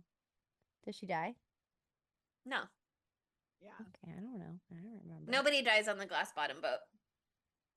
Okay. She just bears witness to this horrible shark attack against this girl that she's bullied, and then has to watch those two stepsisters have an intense, passionate hug that it is not a kiss, but could be.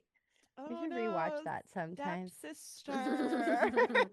Oh no, we're like the only two people we've got left in the world. This is actually a really good transition into our. No, I have discussion questions. Damn it! I have gay things to say. Go. What are your Well, discussion questions? my main discussion question, IMDb tried to shut me down, but I have a counterpoint. Is when we see Iris's book, we see a lot of the other like catastrophes and stuff that we've seen throughout the franchise. It could just be possible that she's keeping tab on all kinds of like weird death events and weird catastrophes. But do we think that there is a connection between survivors of the Skyview and the other events of the other movies and everything that's happening there? Do we think that there's anything going on? IMDb trivia says no, because we see a lot of those protagonists' parents and they die before their parents do. And so if they were related to the Skyview, it would have to go in order. But my counterpoint is maybe someone who wasn't the main character with the premonition was the target of as a survivor or a related target of the Skyview disaster. And the person with the premonition just got caught up in it. I see where you're going, but I would be sorry, really mad if that's what it was, and I would hate it because it would feel like they're doing the same thing again that they did in FD5, and like they already tread that same ground. Like we don't need to like do that again, and I don't want it to. I hate it when they're like, and it was all connected in the end like that. So that would just personally piss me off. And there's And also there's like just got to be a lot of catastrophes in the world in oh general. yeah, and there's a lot of people who are lightly psychic. So as a daughter of one of them, I'm kidding. But my dad thinks he's psychic, so. Do we think that there's like any rhyme or reason to who gets the premonition? Because it's portrayed in a lot of the movies as like the last person to die. Because obviously within the context of the film that allows us to see the full catastrophe before it's like lights out, start over. But in this one, Iris has the premonition and she's the second to last person to die because we know that JB comes after her. So I'm so curious if like I would love to know. I don't think that this is something the franchise should ever really meaningfully give us. But I would love to know if there's any rhyme or reason internally from a writing standpoint to like who gets a premonition. Well, definitely not a baby.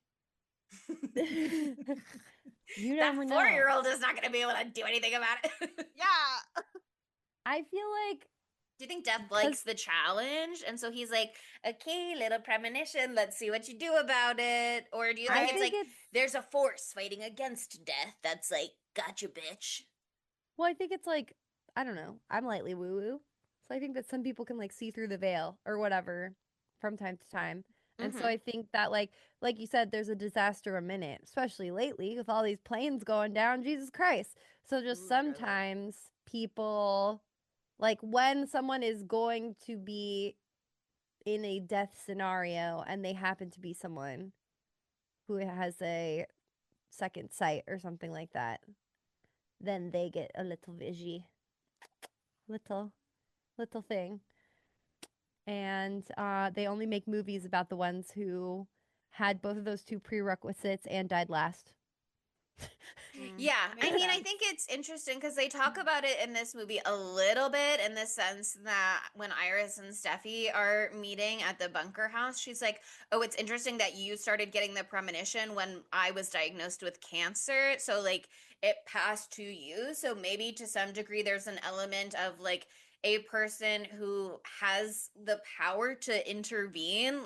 Baby JB is not going to be able to meaningfully intervene in any way, whereas like a, I don't know, 18 to 23-year-old girl is going to be able to be aware enough and speak up enough and intervene in some way. And then Steffi, as the granddaughter, Grandma Iris isn't going to be able to do it for any longer. So now she kind of, I don't know. I think it's interesting. And I think it's something we haven't really meaningfully engaged with as a concept during Final Destination Summer before. So I think it's something to kind of tumble around in your rock tumbler brain. No, totally. I don't know. I don't necessarily think it's given to the person who can do something about it. I don't know. I feel like it's just like a slip through the veil. Because, like, I feel like there could be somebody who has this vision and they're like, well, that was weird. And then they just go right into the death and they die.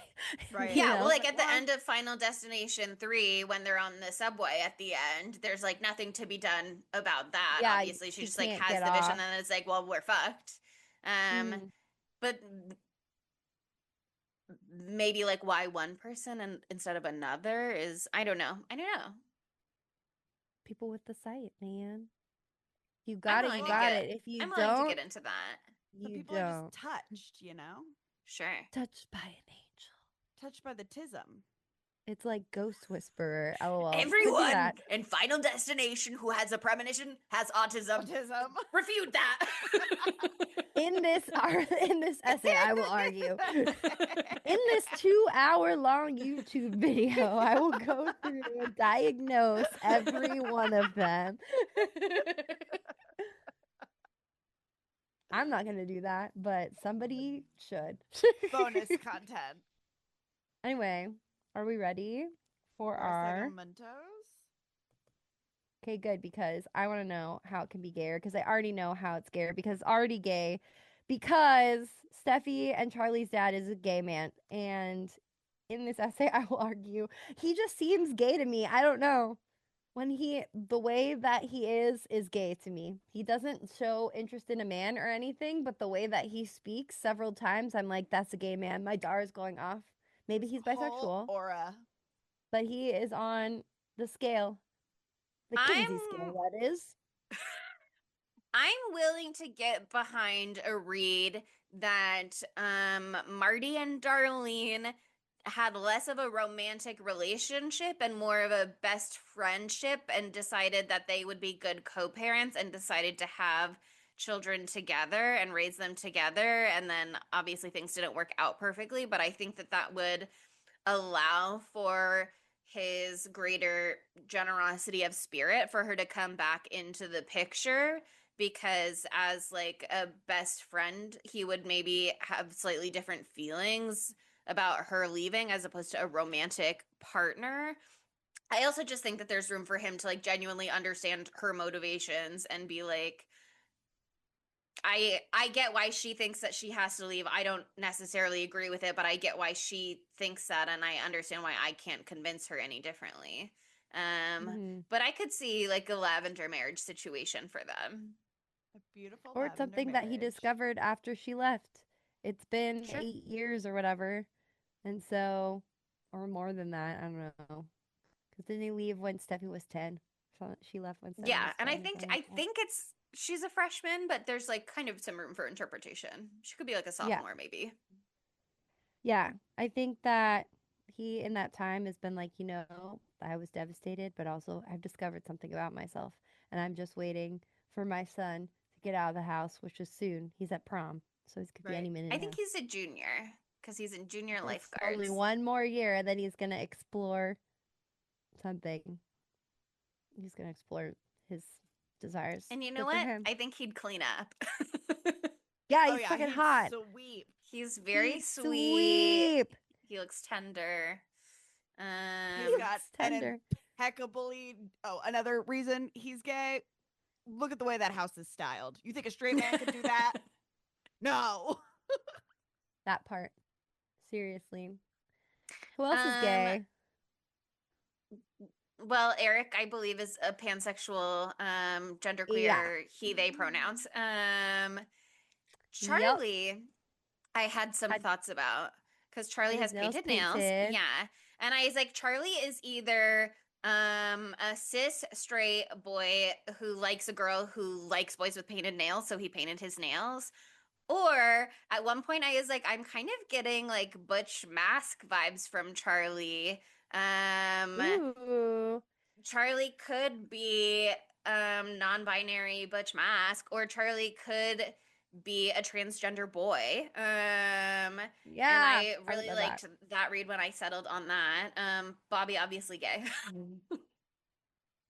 Bobby is very gay. Yeah, that's true. That's very true. Wow, there's No, so much I queer think representation in this movie. I unfortunately think Bobby very straight, just like I know, That shocked me. I know. But Okay, Julia, I'll hear you mean out. lesbian. Yeah. Julia is such a mean lesbian. That's exactly Mean what I was gonna say. lesbian. Bobby, like you've got mean lesbian sister, pansexual like older brother, and then just like straight golden retriever youngest brother who is like very supportive of them, but unfortunately loves women.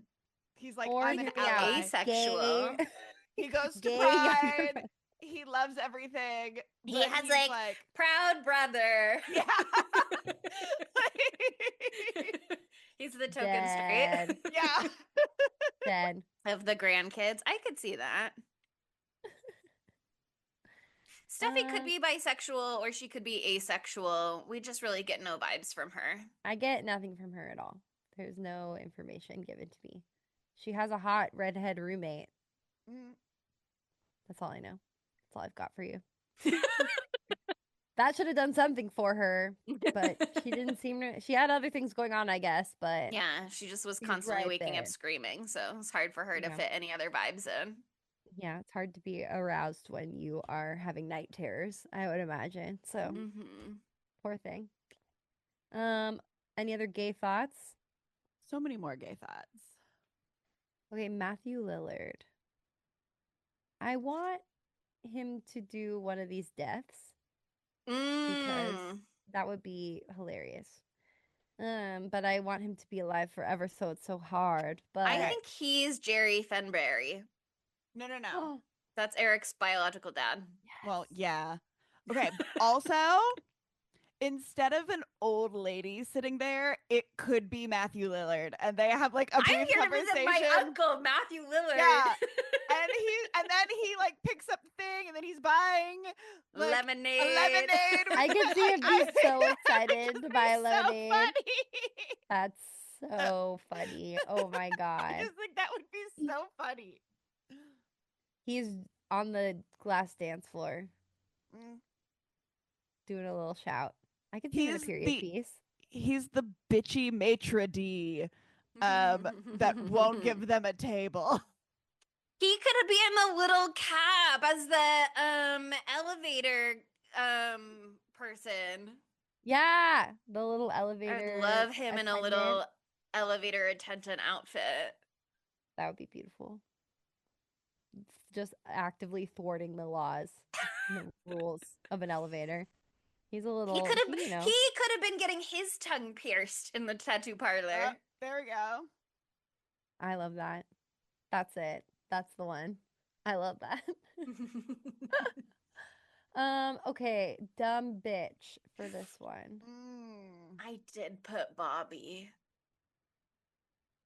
I Why? put Bobby because that MRI machine turns on and he's just like, this is fine. Like, he can clearly tell that something is wrong, but he's like, I guess I'll stay right here and I'm not going to say anything about it and I'm not going to flag it when my brother comes back in the room. And, like, obviously they're tried. preoccupied. No, he tried. He literally tried. But Eric shut him down every time.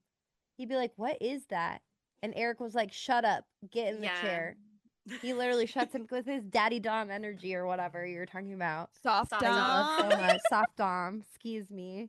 But that there's part of he's in there alone when it turns on. And then he goes, no, that's cool. And that's before Eric comes back. So I think that's nomination worthy. I'm not saying he has to win. I'm just saying it's nomination worthy. I feel like he tried. There was just a lot going on, but he is a little dumb. I just didn't like Julia's vibe. So You don't like mean lesbian vibe. What's wrong with you? I don't know. There was just something about her. Also, the mom. It was her fashion baby. The mom was wasn't dumb for speaking. leaving in the beginning, you know? Very, Darlene. very dumb to abandon your children.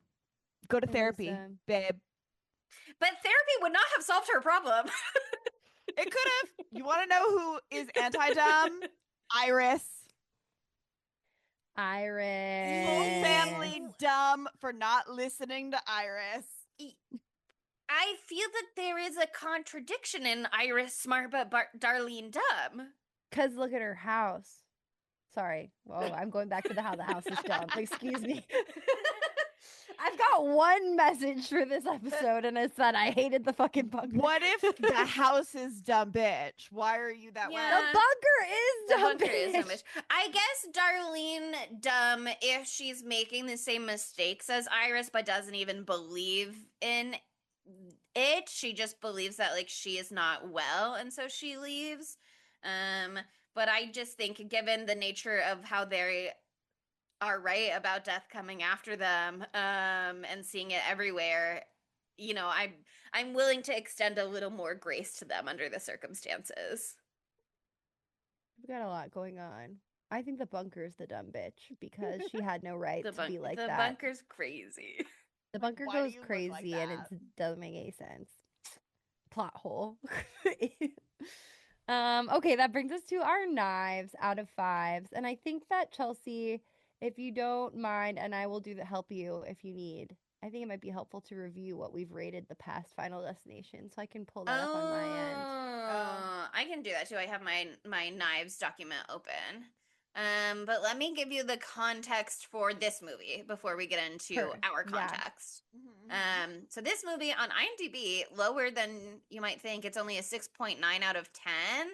I'm not sure what's going on with that because on Rotten Tomatoes, it has 92% fresh from critics and 87% fresh from audiences. So like way higher. So I don't know if there was any like review bombing or what was going on for IMDb potentially, but anyway, the IMDb crowd doesn't love it. The IMDb crowd not sold. However, per IMDb trivia, this movie outgrossed Final Destination 5 within 1 week of release, and it is the highest rated film in the franchise on Rotten Tomatoes. And at the time that they put that, which was May, it had 95%. So it went down a little since then, but 92, 95, basically the same. It's too early for this movie to have won any awards, but I'm sure it will. In time, you know, so crazy it didn't do the festival circuit. Weird. So weird. Aren't you glad we did something non-prestige this month to give your little brain a break? But yeah, it was very well received within the franchise. And it was, I think, in many ways, a true return to form. But our ratings for the other movies. So Final Destination 1, we all gave 4 knives. Final Destination 2, Sydney gave it a 4. Monica gave it a 3.9. I gave it a 3.5. Final Destination 3, of course, 5 knives across the board. Perfect film. Final Destination 4, Sydney gave it a 2.5. Monica originally gave it a 3.5, and then she went down to a 3, and then she went down to a 2.5. I really she waffled a little argued there. myself down. Yeah. I gave it a 2, and then Final Destination 5, Sydney gave it a 4, Monica gave it a 4.9, I gave it a 4.9, and Sydney's son Spencer gave it a 4.1. That's hard. I think the reason this did so well is because people want to have a little Fun. joy. Yeah, and also everybody's seen these movies, and I don't know, I read something where the directors are like, finally, I think it was that producer who did the breakdown of all the kills. He's like, finally, there's one that this generation can see in the theaters because everything else came out before their time. So that's really fun. I mean, came out in 2011, a long time ago now. Yeah, it's been over a decade. It's crazy. Man. Okay, well, it's not better than 3, in my opinion. So it's not getting a 5. That's for sure. The bunker takes it down. It's not better than the first one either. but it's like kind of on par for me, I think. I'll commit to a score if you want somebody else to go first. But if you're just thinking out loud, I'm happy to let No, you you work can through go it. for you go first. I'll do it in my head You're for a still little bit. mulling. I'm mulling. I love Yeah, to mull. I mean, here's the thing. I think regardless of the movie's content on a breakdown itself, it's like the idea of how they formed a movie to return to the franchise and come up with something that is like not just rehashing the same thing over and over, and all of the various references throughout. I thought it was so fun. It was so fun to see in theaters. It was so fun to see with friends. It so clearly loves the movies. I thought it was a really fresh entry point. I thought it was a really well thought out way to approach emotional stakes for the characters, doing something a little bit different. I'm willing to give it like a very high score. Again, nothing beats Final Destination 3, but if I gave 5 a 4.9, I'm willing to basically kind of meet that for this one. That score is primarily in 5. I mean, the kills are good in 5. I love the gymnastic scene. But that is primarily for the ending of 5, which ties it up. But like the Tony Todd lore aspect of this one, I think it like warms my heart so much. It makes the movie so you're right. rich. And like I said, I just had like an absolute blast watching it. So I'm gonna stay right there, I think, and give it a 4.9. I think those elements of the lore and the larger Final Destination lore bring it up and elevate it to that point, regardless of like the content of the movie itself. That said, I love Bobby and Eric as brothers so much. They're so fun. I think for me, I'm going to give it a 4.5 because I think that it's just some of the like cast didn't move me that much. It slowed it down for me. And the bunker, have I mentioned that? I don't think so. Do you want to No, talk about it a I little? didn't really like the bunker.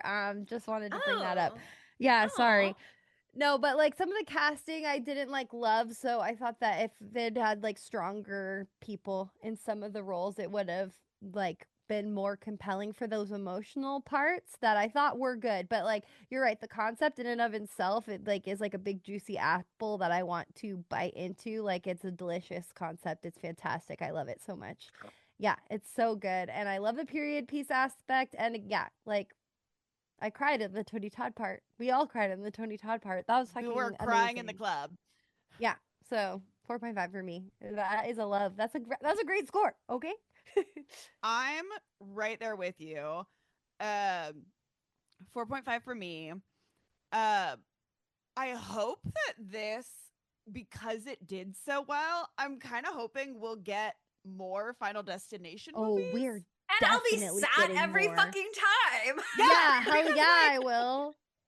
Like, there's what, 10 Saw movies? There's only 6 of these. Give us And more look. Final Destination movies because they're so stupid, but I love them. I'm never gonna say no to rewatching a Final Yeah. Destination movie. I don't No. even like the fourth Even one, which 4. we even hated. I'm gonna watch it. I'm gonna. It's still fucking a Final watch it. Destination movie. Yeah, the car wash scene was pretty stressful in that one. That was crazy. But I like that they did something different.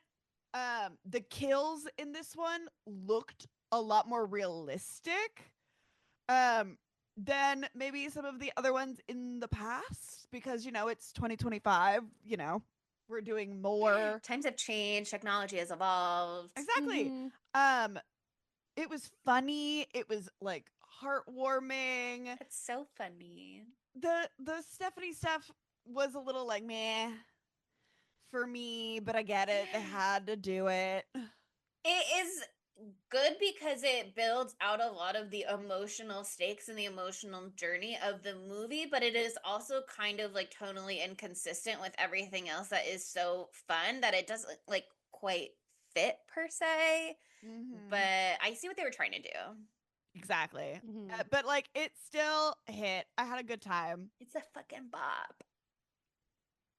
Hell That's yeah. the thing. It really is like I would be in theater sat for any Final Destination movie for the rest of my life because again, even if you're remaking the same formula every single time, I know you're going to come up with fresh fun deaths and they're going to be fun to watch and I'm going to be like peeking through my fingers the whole time.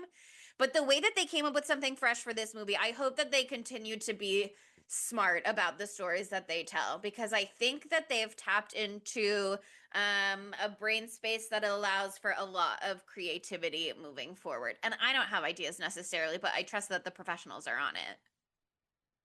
I trust the professionals. Yeah, And no, like also, this even if new they're lazy director about it, duo. I'll be there. I'm excited. It's great. Even the fourth one, like we just said, was pretty fun. So A Final Destination movie is still a Final Destination movie, baby. Exactly. Exactly. We like to see someone get disemboweled as a society. What does As that a say about us? society. That's not for me to answer. I But love to that see them does get it. squashed. Yeah, you gotta get squished. That does it for Final Destination Summer Redux. Luckily, Mhm. we're gonna have it come back again and again, so it's never over, baby. Okay, up next, we're keeping it fresh, we're keeping it fun, we're keeping it recent. Who knows if this theme will persist all month? We'll see. But for now, we're sticking with new movie summer, baby. Because following Final Destination Bloodlines, we will be doing a movie that is actually called Clown in a Cornfield, but I have accidentally been calling Corn in a Clownfield, and that feels right too. That feels really right too. It's called Corn in a Clown Field, actually. Corn in a clown field. Corn in a clown field. It really flows off the tongue nicely, is the thing. Don't you feel intrigued by the concept of a clown field? I do. I love clowns. It's provocative. Could be fun. But this is a movie that Monica and Sydney saw in theaters together. And then I went, would I like this movie? And they took 45 minutes and eventually came back with, I don't know. I don't know. I'm still But I surprised. did end up watching it and I loved it. Yeah. So I'm very excited. I thought you would, but you never know. It's just like You sometimes never you never know if know. I'm gonna like something. Who knows? Sometimes I was Exactly. really surprised by some of the ones that you like and don't like. So. Like cat people. I was shocked. Really you liked shocked, that really one. shocked. I was literally shocked.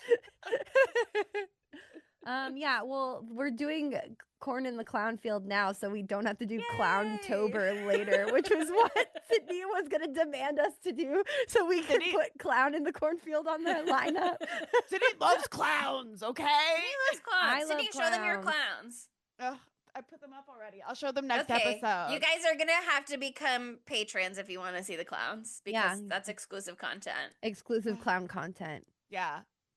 There might even be a field of them. So you wouldn't know Whoa. unless you join our Patreon. Whoa. Pretty crazy. Wait, I wish we were in person so we could do that TikTok trend that's like, this is my podcast host, and she's gonna show you her clown collection. And you Oh, yeah. Yes! She better be nice. You better be nice. That's so funny. We got to figure out a way to green screen ourselves.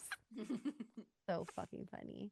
But yeah, you loved that, didn't you? Don't you feel like you learned about a clown field and bloodlines and Final Destinations and how I feel about bunkers? You should give us a 5-star review for that. You should say, good job. We did one where you don't have to think that hard, and I appreciated having a break.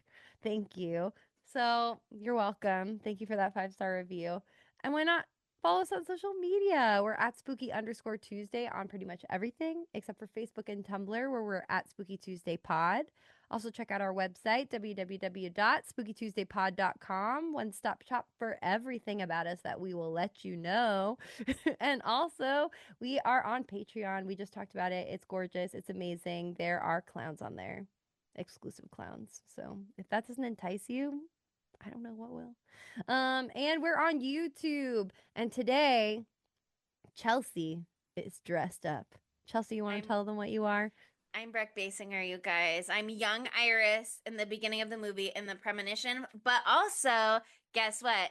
In the beginning and then throughout, I am the lucky penny or unlucky penny. She did some crafty work here, okay? It's very impressive. I'm a penny.